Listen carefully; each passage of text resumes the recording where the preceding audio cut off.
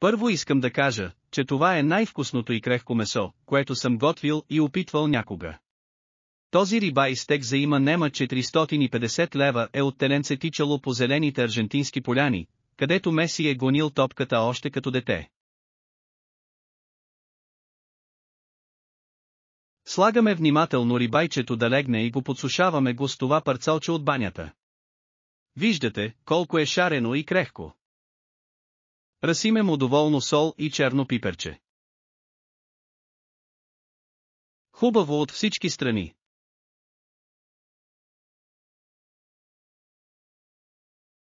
След като почине за 5 минути, тая скъпарска мръвка ляга в горещия тиган с малко зехтин.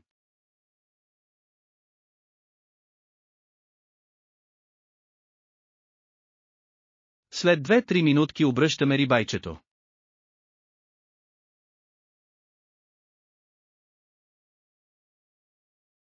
Добавяме 2 бучки масло за около 70 лева.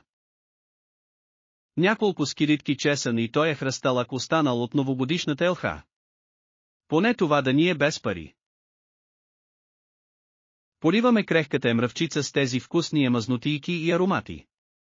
Страшна вкусотия ви казвам. След няма и 5 минутки общо махаме рибайчето от тигана. Като за първи опит се получи страхотно. Нямам търпение да го опитам.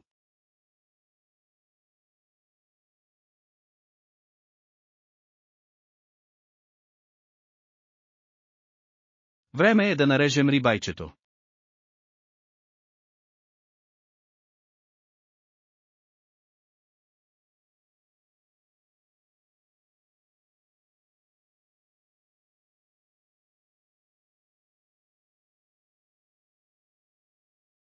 Това е. Сочно и ароматно.